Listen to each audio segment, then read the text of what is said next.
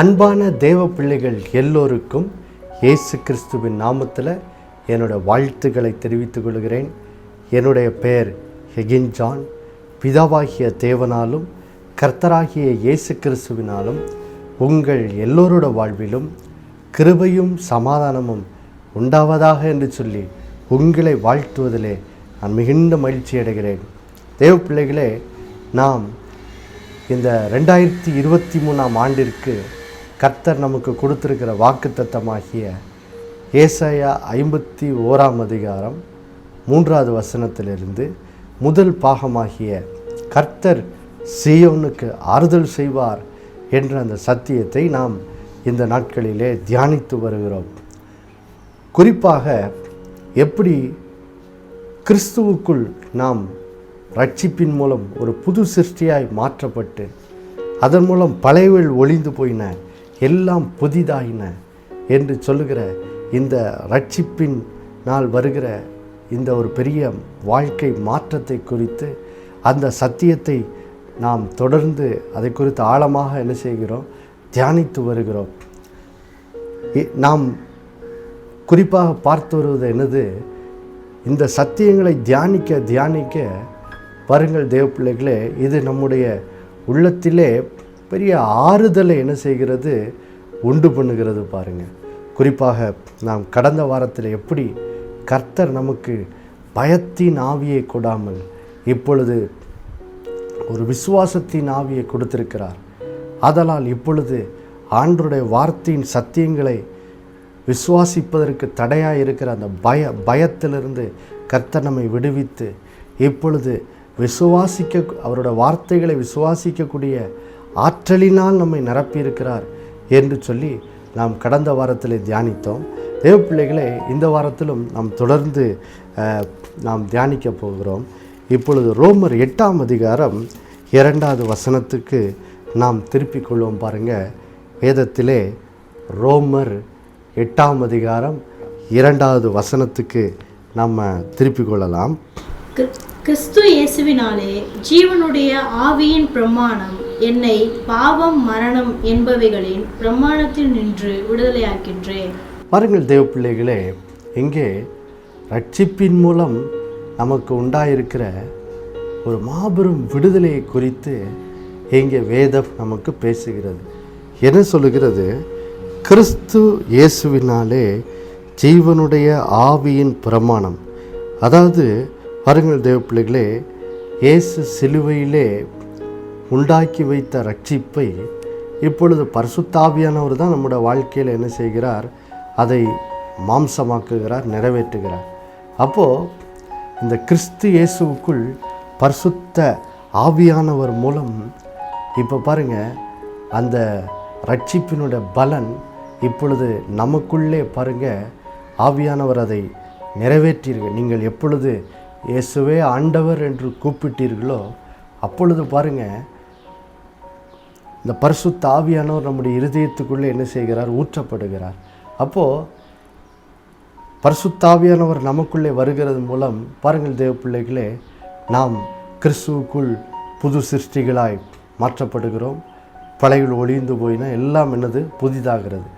இப்படி ஒரு பரிசுத்தாவின் மூலம் உண்டாகிற அந்த மாற்றத்தின் மூலம் பாருங்கள் இப்பொழுது நம்ம பாவ மரணம் என்பவைகளின் பிரமாணத்தினின்று, அதாவது பாவம், அந்த பாவத்தின் விளைவாகிய அந்த மரணம், அந்த பாவத்தின் சம்பளம் மரணம் என்று வேதம் சொல்லுகிறதே, அந்த பாவத்தின் அந்த அடிமைத்தனத்திலிருந்து, அந்த பாவத்தினால் வருகிற அந்த தண்டனை, அவைகளுடைய அடிமைத்தனத்திலிருந்து இப்பொழுது தேவன் நம்ம என்ன செய்திருக்கிறார், விடுதலையாக்கி இருக்கிறார். ஆம் பிரியமானவர்களே, கிறிஸ்து இயேசுவினாலே ஜீவனுடைய ஆவியின் பிரமாணம் பாருங்க என்னை பாவ மரணம் என்பவைகளின் பிரமாணத்தினின்று என்ன செய்யிற்று, விடுதலையாக்கிற்றே.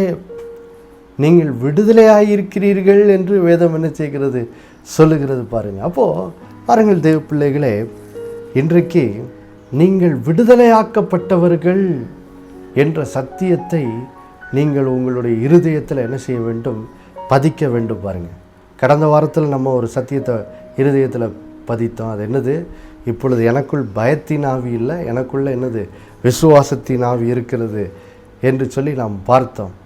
அப்போது பாருங்கள் தேவ பிள்ளைகளே, அதை மாதிரி இந்த வாரத்தில் நம்ம என்ன சத்தியத்தை இருதயத்தில் பதிக்க போகிறோம்? நாம் விடுதலையாக்கப்பட்டவர்கள் பாருங்க. அதனால தான் வாசிக்க கேட்கலாம். யோவான் 8ஆம் அதிகாரம் 36வது வசனத்தை நாம் வாசிக்க கேட்கலாமா? யோவான் 8ஆம் அதிகாரம் 36வது வசனத்தை நாம் இப்பொழுது வாசிக்க கேட்போம். ஆகையால் குமாரன் உங்களை விடுதலையாக்கினால் மெய்யாகவே விடுதலையாவீர்கள். பாருங்கள் தேவ பிள்ளைகளே, இங்கே இயேசு கிறிஸ்து அங்கே ரோமர் 8:2 சொன்ன அதே வார்த்தையை தான் இங்கே சொல்லுகிறார் பாருங்க. ஆகையால் குமாரன் உங்களை விடுதலையாக்கினால் நீங்கள் மெய்யாகவே என்ன செய்வீர்கள்? விடுதலையாவீர்கள். அப்போ பாருங்கள் தேவ பிள்ளைகளே, எப்பொழுது நாம் இயேசு கிறிஸ்துவை நம்முடைய உள்ளத்திலே ஏற்றுக்கொண்டோமோ அப்போது பாருங்க, நம்ம இந்த பாவத்தின் அடிமைத்தனம், அந்த பாவத்தினால் வருகிற பொல்லாத சாபத்தின் வாழ்க்கையின் அடிமைத்தனத்திலிருந்து நம்ம விடுதலையாயிருக்கிறோம். நீங்கள் விடுதலை ஆக போகிறதில்ல, நீங்கள் ஏற்கனவே விடுதலையாக்கப்பட்டவர்கள் என்று சொல்லி இந்த நாளிலே நீங்கள் என்ன செய்ய வேண்டும்? விசுவாசிக்க வேண்டும். ஆம் பிரியமானவர்களே, இன்றைக்கு பாருங்கள், நம்ம எல்லோருமே வாழ்க்கையில் பல்வேறு காரியத்தில் விடுதலைக்காக என்ன செய்கிறோம்? தேடி அலைகிறோம். நமக்குள்ளே இருக்கிற அந்த இச்சைகளிலிருந்து விடுதலை, நமக்குள்ளே தோன்றுகிற கோப குணத்திலிருந்து விடுதலை, பிறரை மன்னிக்க முடியலை, பிறர் மேலே எப்பொழுதும் கசப்பாகவே இருக்கிறேன், இப்படிப்பட்ட இந்த குணங்கள்லேருந்துலாம் எனக்கு விடுதலை கிடைக்காதா? ஐயோ விடுதலையானுமே என்று சொல்லி பாருங்கள், இன்னும் பாருங்கள் வாழ்க்கையில் வியாதி போராட்டத்திலிருந்து விடுதலை, இப்படி பல காரியத்திலிருந்து விடுதலைக்காக பாருங்கள் இன்றைக்கி மனுஷன் என்ன செய்கிறான்? தேடி அலைகிறான். ஆனால் தேவ பிள்ளைகளே, இன்றைக்கு பாருங்கள், நம்முடைய நடைமுறை வாழ்க்கையிலே இயேசு தந்திருக்கிற அந்த விடுதலையை நீங்கள் நடைமுறையிலே சுதந்திரிக்க வேண்டுமென்றால் முதலாவது நீங்கள் என்ன செய்ய வேண்டும்? இதை விசுவாசிக்க வேண்டும். அது என்னது? ஏதோ இனிமேதான் இயேசு கிறிஸ்து சிலுவையில் மரித்து உங்களை ஏதோ விடுதலையாக்க போகிற மாதிரி உங்கள் மனசில் நினைக்கக்கூடாது. பாருங்க, எப்போ இயேசு மரித்து 3ஆம் நாள் உயிரோடே எழுந்தாரோ அன்றைய தினமே நமக்கு என்ன செய்து விட்டார்? விடுதலையை தந்து விட்டார். அதனால தான் பாருங்கள், இந்த ரோமர் 8:2 அந்த கடைசி வார்த்தை ரொம்ப ரொம்ப முக்கியம். விடுதலை ஆக்கிற்றே, விடுதலை போகிறதில்ல, விடுதலை ஆயிட்டீங்க. பாருங்கள், இதை இன்னொரு வசனமும் நம்ம வாசிக்கலாம் பாருங்கள். ரோமர் 6ஆம் அதிகாரம், ரோமர் 6ஆம் அதிகாரம் இப்பொழுது 7வது வசனத்தை வாசிக்க கேட்கலாம். மரித்தவன் பாவத்துக்கு நீங்கி விடுதலையாக்கப்பட்டிருக்கிறானே. பாருங்கள் தேவ பிள்ளைகளே, அதே காரியத்தை இங்கே வேதம் சொல்லுது பாருங்கள். நம்ம இயேசு கிறிஸ்துவை ஏற்றுக்கொண்ட போது பாருங்கள், நம்முடைய பாவ சுபாவத்துக்கு என்ன செய்து விட்டோம்? இயேசுவோடு கூட நம்ம சிலுவையில் மரித்து விட்டோம் என்று சொல்லி அந்த சத்தியத்தை இதுக்கு முன்னே தியானித்தோம். அப்போது எப்போ இயேசுவோடு கூட என்னோடய பழைய மனுஷன் சிலுவையில் அறையப்பட்டு மரித்ததோ அன்றைக்கே அதான் வசனம் சொல்லுது, மரித்தவன் பாவத்துக்கு நீங்கி விடுதலையாக்கப்பட்டிருக்கிறானே. ஆம் பிரியமானவர்களே, நீங்கள் பாவத்தின் அடிமைத்தனத்தில் இருந்த அந்த பாவ சுபாவத்திற்கு அடிமைப்பட்டிருக்கிற அந்த அடிமைத்தனத்திலிருந்து நீங்கள் விடுதலை ஆயிட்டீங்க. விடுதலை ஆக போகிறதில்ல, ஏற்கனவே விடுதலை ஆயிட்டீங்க. இதுதான் அந்த கிறிஸ்துவுக்குள் புது சிருஷ்டியாக இருக்கிறேன் என்ற அந்த சத்தியத்தினுடைய பலன். பாருங்கள், கிறிஸ்துவுக்குள் நான் புது சிருஷ்டியாக இருக்கிறேன் என்றால் என்ன அர்த்தம்? நான் எனக்குள்ளே இருக்கிற பாவ சுபாவத்தின் அந்த அடிமைத்தனத்திலிருந்து நான் விடுதலை ஆக போகிறதில்ல, விடுதலை ஆயிட்டேன். நான் விடுதலை ஆயிட்டேன். அப்போது நான் விடுதலையாக்கப்பட்டவன் என்ற அந்த சத்தியம் இன்னைக்கு என்ன செய்ய வேண்டியிருக்கு, உங்களுடைய இருதயங்கள் என்ன செய்ய வேண்டியிருக்கு, பதிய வேண்டியதாக இருக்குது. நான் விடுதலையாக்கப்பட்டவன், நான் விடுதலையாக்கப்பட்டவன் என்று சொல்லி பாருங்க. நீங்கள் பாருங்கள் தேவ பிள்ளைகளே, இது இந்த சிந்தை உங்களுடைய இருதயத்தை என்ன செய்ய வேண்டியிருக்கு, நிரப்ப வேண்டியதா என்ன செய்கிறது இருக்கிறது. அப்போது பாருங்கள் தேவ பிள்ளைகளை, இன்னொரு வசனமும் நம்ம வாசிக்கலாம். ரோமர் 8ஆம் அதிகாரம் இப்பொழுது 9வது வசனத்தை நாம் வாசிக்க கேட்கலாம். பாருங்க. தேவனுடைய ஆவி உங்களில் வாசமாய் இருந்தால் நீங்கள் மாம்சத்துக்குட்பட்டவர்களாய் இராமல் ஆவிக்குட்பட்டவர்களாய் இருப்பீர்கள். கிறிஸ்துவின் ஆவி இல்லாதவன் அவருடையவன் அல்ல. பாருங்கள் தேவ பிள்ளைகளே, இங்கே வேதம் அழகா சொல்கிறது, தேவனுடைய ஆவி உங்களில் வாசமாய் இருந்தால் நீங்கள் மாம்சத்துக்குட்பட்டவர்களாய் இராமல் ஆவிக்குட்பட்டவர்களாக என்ன செய்வீர்கள், இருப்பீர்கள். அப்போ பாருங்கள் தேவ பிள்ளைகளே, எப்போ தேவனுடைய ஆவியானவர் நம்முடைய இருதயத்துக்குள்ளே வந்தாரோ அப்பொழுது பாருங்க, இப்பொழுது நாம் இந்த மாம்ச சுபாவத்திற்கு, மாம்ச பாவ சுபாவத்திற்கு அடிமைப்பட்டு கிடந்தோமே, அதுலேருந்து நம்ம என்ன செய்யிட்டோம், விடுதலையாகி இப்போது பாருங்க நம்ம ஆவிக்குட்பட்டவர்களாக என்ன செய்யப்பட்டிருக்கிறோம், மாற்றப்பட்டிருக்கிறோம். இப்பொழுது பாருங்கள், நீங்கள் உங்களுடைய சரீர அவயங்களில் பலன் செய்கிற அந்த பாவ குணத்திற்கு இனி நீங்கள் அடிமைப்பட்டவர்கள் அல்ல. உங்களுடைய மாம்ச ஜென்ம சுபாவங்களுக்கு அடிமைப்பட்டவர்கள் அல்ல. பாருங்கள், நீங்கள் அந்த அடிமைத்தனத்திலேருந்து இப்போ தேவ ஆவியினால் என்ன செய்யப்பட்டிருக்கீங்க, விடுதலையாக்கப்பட்டிருக்கிறீங்க.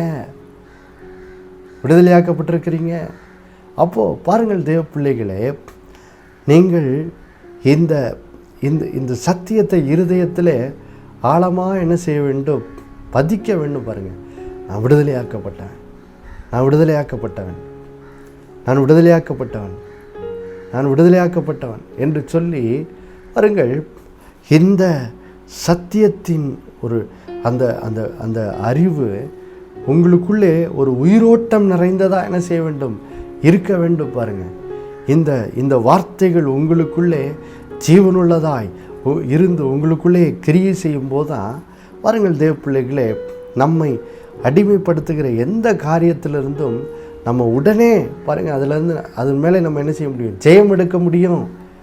பாருங்கள் தேவ பிள்ளைகளே, இப்பொழுது நாம் ரோமர் 8:13 நாம் வாசிக்க கேட்போம். மாம்சத்தின்படி பிழைத்தால் சாவீர்கள், ஆவியினாலே சரீரத்தின் செய்கைகளை அழித்தால் பிழைப்பீர்கள். பாருங்கள் தேவ பிள்ளைகளே, எங்கே வேதம் சொல்லுகிறது, எங்கள் மாம்சத்தின்படி பிழைத்தால் சாவீர்கள், ஆவியினாலே சரீரத்தின் செய்கைகளை அழித்தால் என்ன செய்வீர்கள், பிழைப்பீர்கள். அப்போ பாருங்கள், நாம் பாவத்தின் அடிமைத்தனத்தில் விடுதலையாக்கப்பட்டவன், நான் விடுதலையாக்கப்பட்டவன், நான் விடுதலையாக்கப்பட்டவன். கிறிஸ்து இயேசுவினால் ஜீவனோட ஆவியின் பிரமாணம் என்னை பாவ மரணம் என்னும் பிரமாணத்தில் விடுதலையாக்கிருச்சு. நான் விடுதலையாக்கப்பட்டவன், குமாரனுடைய மிகையான விடுதலை என்னோட பங்காக இருக்குது அப்படின்னு சொல்லி நீங்கள் எவ்வளவு தூரம் அந்த சத்தியத்தை விசுவாசிக்கிறீங்களோ அப்போ தான் நீங்கள் என்ன செய்ய முடியும். பாருங்கள், இங்கே வேதம் சொல்லுது, மாம்சத்தின்படி பிழைத்தால் சாவீர்கள். அப்போ பாருங்கள், நம்ம ரட்சிக்கப்பட்ட பிறகும் பாருங்கள், சில நேரங்களில் சரீரத்தில் நம்ம நடக்கும்போது சில பாவ சோதனைகளுக்கு நம்ம உட்படுகிறோம். அப்போது அந்த சோதனைகளுக்கு உட்படும் பாருங்கள், அந்த சோதனைக்கு நம்ம இடம் கொடுத்தா என்ன ஆகுது, நம்முடைய வாழ்க்கையில் பாருங்கள் வேதனை உண்டாது. மாம்சத்தின்படி பிழைத்தால் சாவீர்கள், அதாவது வாழ்க்கையில் பாவ சோதனைக்கு இடம் கொடுத்து பாவம் செஞ்சால் வாழ்க்கையில் வேதனை தான் உண்டாகும். ஆனால் அது எப்படி மேற்கொள்கிறது தான், ஆவியினாலே சரீரத்தின் செய்களை அழித்தால் என்ன செய்வீர்கள், பிழைப்பீர்கள். அப்போது ஆண்டவர் என்ன சொல்கிறாரு, வாழ்க்கையில் இப்போது பாவ செய்யும்படி சோதிக்கப்படும் போது நான் விடுதலையாக்கப்பட்டவன், நான் இன்னும் எனக்குள்ள இதுக்கு முன்னே இருந்த அந்த பாவ சுபாவத்துக்கு அடிமையானவன் அல்ல, நான் அதிலேருந்து என்ன செய்யிட்டேன், விடுதலை ஆகிட்டேன். நான் இப்போ ஒரு கிறிஸ்துக்குள் புது சிருஷ்டி தான்.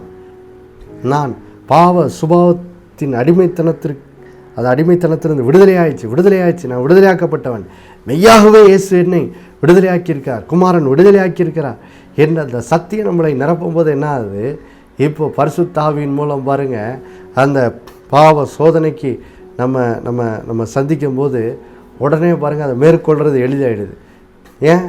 ஏன்னா நான் அந்த பாவத்திற்கு இதுக்கு முன்னே அடிமைப்பட்டு கிடந்தேன். ஆனால் இப்போ நான் அடிமையானவன் அல்ல. அந்த பாவத்தின் வல்லமையிலிருந்து நான் என்ன செய்யிட்டேன், விடுதலையாயிட்டேன். பாவ சுபாவத்திலேருந்து விடுதலையாயிட்டேன். அப்போ நான் விடுதலையாக்கப்பட்டவன். அப்போது நான் விடுதலையாக்கப்பட்டவன் என்ற சிந்தை வந்தவுடனே என்ன ஆயிடுது, நம்ம சொல்கிறோம், இல்லை நான் மறுபடியும் அந்த பழைய வாழ்க்கைக்கு என்ன செய்ய மாட்டேன், இடம் கொடுக்க மாட்டேன். நான் இந்த பாவத்திலேருந்து, இந்த கோபத்திலேருந்து விடுதலையாகிட்டேன். இந்த இச்சையின் சிந்தைகள்லேருந்து நான் என்ன செய்யிருக்கேன், விடுதலையாகிருக்கேன். நான் அந்த பிறரை மன்னிக்க முடியாமல் இருக்கிற அந்த கசப்பின் குணத்திலேருந்து நான் விடுதலையாகிட்டேன். கர்த்தர் என்னை விடுதலையாக்கியிருக்கார். அதனால் நான் அதுக்கு என்ன செய்ய போகிறதில்ல, இடம் கொடுக்க போகிறது இல்லை. பரிசுத்த ஆவியானவர் என்னுடைய அந்த வல்லமையை கொண்டு நான் என்ன செய்ய போகிறேன், இந்த பாவ சோதனை எண்ணங்களை என்ன செய்ய போகிறேன், அழித்து போட போகிறேன், அதை என்னை விட்டு அகற்றி போட போகிறேன் என்று சொல்லி அந்த சத்தியத்தை கொண்டு, தேவனோட வார்த்தை சத்தியமாகி நான் விடுதலையாக்கப்பட்டவன் என்ற அந்த சத்தியத்தை கொண்டு நம்ம என்ன செய்கிறோம், இப்போ பாருங்கள், பாவ சோதனைகளை மேற்கொள்ள அது நமக்கு என்ன செய்கிறது, இந்த சத்தியம், நான் விடுதலையாக்கப்பட்டவன் என்ற சத்தியம் நம்ம என்ன செய்கிறது, பலப்படுத்துகிறது. பாருங்கள் தேவ பிள்ளைகளே, யோசேப்புக்கு இப்படிப்பட்ட ஒரு உணர்வு தான் இருந்தது. பாருங்கள் அவன் போத்திபார் வீட்டில் இருக்கும்போது போத்திபாரின் மனைவி இவன் பாவம் செய்யும்படி டெய்லி இவனிடத்தில் வந்து என்ன செய்கிறாள், வஞ்சகமான இச்சையான வார்த்தைகளை என்ன செய்கிறாள், யோசேப்பினிடத்தில் வந்து பேசுகிறாள் போத்திபாரின் மனைவி. அப்போது பாருங்கள், இப்போ யோசேப்பு அங்கே ஒரு பாவ சோதனைக்கு என்ன செய்கிறான், உட்படும் போது அந்த பாவ சோதனையை அதன் மேல் எப்படி ஜெயம் கொள்ளுகிறான் என்று சொல்லி பாருங்கள் நாம் வாசிக்கிறோம். பாருங்கள், இப்போ ஆதியாகமம் 39ஆம் அதிகாரத்துக்கு போவோம். எப்படி பாருங்கள் யோசேப்புக்கு ஒரு அறிவு இருந்தது. நான் ஜீவனுள்ள தேவனோட பிள்ளை, நான் ஆபிரகாம், ஈசாக்கு, யாக்கோபின் தேவனுடைய பிள்ளையாக இருக்கேன். அப்போது அவருடைய பிள்ளையாக இருக்கிறதுனால நான் ஒரு அடிமை இல்லை, நான் ஒரு விடுவிக்கப்பட்டவன் அப்படிங்கிற அறிவு அவனுக்கு என்ன செய்கிறது, இருக்கிறது. பாருங்கள், இருந்ததுனால தான் பாருங்கள் இப்போது போத்திபாரின் மனைவி வந்து யோசேப்பை எப்படியாவது பாவத்துக்குள்ளே விழ வைக்கிறதுக்கு எப்படியாவது என்ன செய்கிறா, அந்த பாவத்துக்குள்ளே விழ வைக்கும் அந்த வார்த்தைகளை அவனிடத்தில் எப்படியா பேச பார்க்குறா. அப்போ அந்த நேரத்தில் எப்படி மேற்கொள்ளுகிறாரு யோசேப்பு பாவத்தை பாருங்கள். ஆதியாகமம் 39ஆம் அதிகாரத்தில் பாருங்கள், இப்போ 7வது வசனத்தை வாசிக்கலாம். சில நாள் சென்ற பின் அவனுடைய எஜமானின் மனைவி யோசேப்பின் மேல் கண் போட்டு என்னோட சயனி என்றாள். அடுத்த வசனம், அவனோ தன் எஜமானுடைய மனைவியின் சொல்லுக்கு இணங்காமல் அவளை நோக்கி, இதோ வீட்டிலே என்னிடத்தில் இருக்கிறவைகளில் யாதொன்றையும் குறித்தும் என் ஆண்டவன் விசாரியாமல் தமக்கு உண்டான எல்லாவற்றையும் என் கையில் ஒப்புவித்திருக்கிறார். அடுத்த வசனம், இந்த வீட்டிலே என்னிலும் பெரியவன் இல்லை, நீ அவருடைய மனைவியாய் இருக்கிறபடியால் உன்னை தவிர வேறொன்றையும் அவர் எனக்கு விளக்கி வைக்கவில்லை. இப்படி இருக்க நான் இத்தனை பெரிய பொல்லாங்குக்கு உடன்பட்டு தேவனுக்கு விரோதமாய் பாவம் செய்வது எப்படி என்றான். பாருங்கள் தேவ பிள்ளைகளே, பாருங்க எப்படி இங்கே யோசேப்பு பாவத்தை மேற்கொள்ளுகிறான். பாருங்க, அவன் சொல்லுகிற வார்த்தையை கவனிங்க. நான் அதாவது தேவனுக்கு விரோதமாய் பாவம் செய்வது எப்படி என்றான். பாருங்கள் தேவ பிள்ளைகளே, அவனுக்கு ஒரு உணர்வு இருக்குது. பாருங்கள், இந்த போத்திபார் வீட்டில் கர்த்தர் தான் என்னை கொண்டு வந்து இப்போ அவர் தான் என்ன செய்திருக்கார், போத்திபாரின் கண்களில் தயவெல்லாம் கிடைக்க வச்சு இப்போ என்னை பெரிய அந்தஸ்துக்கு உயர்த்தியிருக்காரு. அவனுடைய வீட்டில் உள்ள எல்லா காரியத்தையும் கவனிக்கிற அந்த மேனேஜர் பொறுப்பு, ஒரு பெரிய பொறுப்பில் என்னை என்ன செய்திருக்கார், என்னை வச்சிருக்கிறார். பாருங்கள், இப்போ யோசேப்பு பாவத்தை மேற்கொள்ளுகிறான். பாருங்கள், இப்போ யோசேப்பு பாவத்தை மேற்கொள்ளும் போது பாருங்கள், அவனுக்கு ஒரு உணர்வு இருக்குது. பாருங்கள், பொறுப்பில் இருக்கும்படியாக கர்த்தர் என்ன செய்கிறார்? யோசேப்பை உயர்த்தி இருக்கிறார் என்று சொல்லுகிற அந்த உணர்வு யோசேப்புக்கு என்ன செய்கிறது? இருக்கிறது பாருங்கள். அப்போது இருக்கிறதுனால பாருங்கள், அவன் வந்து சொல்கிறான், நான் தேவனுக்கு விரோதமாக இத்தனை பெரிய பொல்லாங்குக்கு உடன்பட்டு தேவனுக்கு விரோதமாய் பாவம் செய்வது எப்படி? அப்போ பாருங்கள், அவனுக்கு வந்து ஒரு உணர்வு இருக்குது. எனக்கு தேவனோடு ஒரு உறவு என்ன செய்து இருக்குது. நான் ஜீவனுள்ள தேவனுடைய ஒரு தாசனாக என்ன செய்கிறேன்? இருக்கிறேன். தேவனுக்கும் எனக்கும் ஒரு உடன்படிக்கை உறவு இருக்குது. நான் ஆண்டவருடைய பிள்ளை என்று சொல்லுகிற ஒரு உணர்வு பாருங்கள் எங்கே யோசேப்புக்குள்ளே ஆழமாய் இருந்தபடினால பாருங்கள், அவனுடைய எஜமானுடைய மனைவி பாவம் செய்யும்படி இவனிடத்தில் வந்து பேசும்போது இவன் அதுக்கு என்ன செய்யலை? உடன்படவே இல்லை. அந்த பாவத்துக்கு அவன் இடம் கொடுக்கவே இல்லை. எப்படி பாவத்தை யோசேப்பு ஜெயிக்கிறான்?